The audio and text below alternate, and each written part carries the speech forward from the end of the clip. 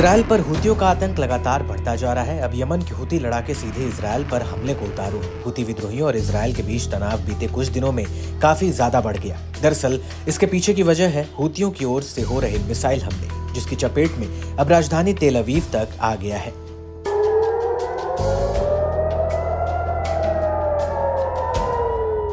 हुती विद्रोही अब ballistic missile से ही इजरायल को नहीं डरा रहे, बल्कि हाइपरसोनिक मिसाइलों से भी इजरायली एयर स्पेस में उतार दिया गया है। बीते दिनों हुतियों ने सतह से सतह पर मार करने वाली पैलेस्टीन 2 मिसाइल से हमला किया।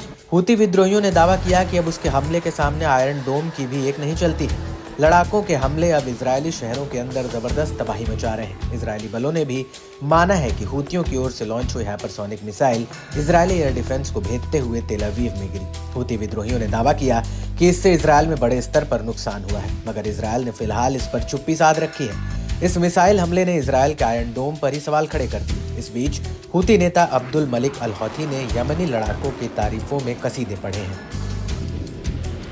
अल हौथी ने इजरायली ठिकानों पर हाइपरसोनिक मिसाइल से हमले को एक महत्वपूर्ण उपलब्धि बताया है। साथ ही कहा कि इसे दुश्मन हैरान है।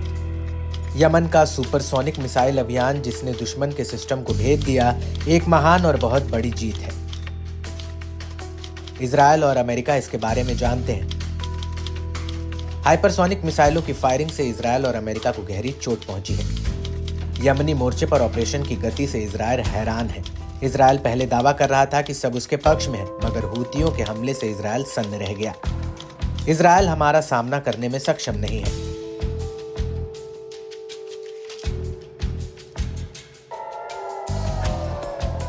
बता दें कि हुतियों के हमले से सेंट्रल इजरायल में हवाई हमले के सायरन बज पड़े। इससे इजरायल में एक बड़ी आबादी की नींद उड़ी। हुतियों के साथ इस बड़े तनाव में इजरायल के करीब आधी आबादी जाग कर रात गुजार रही है। हुतियों के सैन्य प्रवक्ता याह्या सारी ने बताया था कि नए ऑपरेशन में फिलिस्तीन 2 हाइपरसोनिक बैलिस्टिक मिसाइल शामिल थी। इसने तेल अवीव में एक इजरायली सैन्य लक्ष्य पर हमला किया।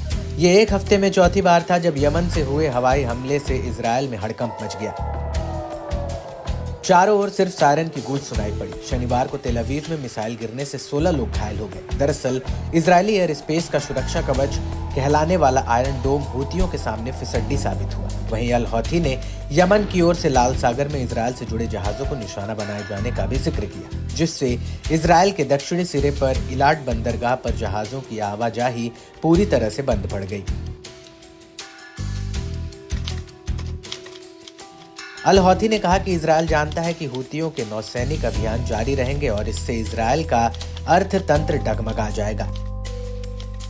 इजरायल ने माना है कि वो यमन की चुनौती का सामना करने में सक्षम नहीं है। इजरायली मीडिया और अधिकारियों ने हार मान ली है। इलाट बंदरगाह सुनसान है। हुतियों के हमले से इजरायल के शेयर बाजार में भूचाल आया है, साथ ही उसकी करेंसी भी गिर गई है।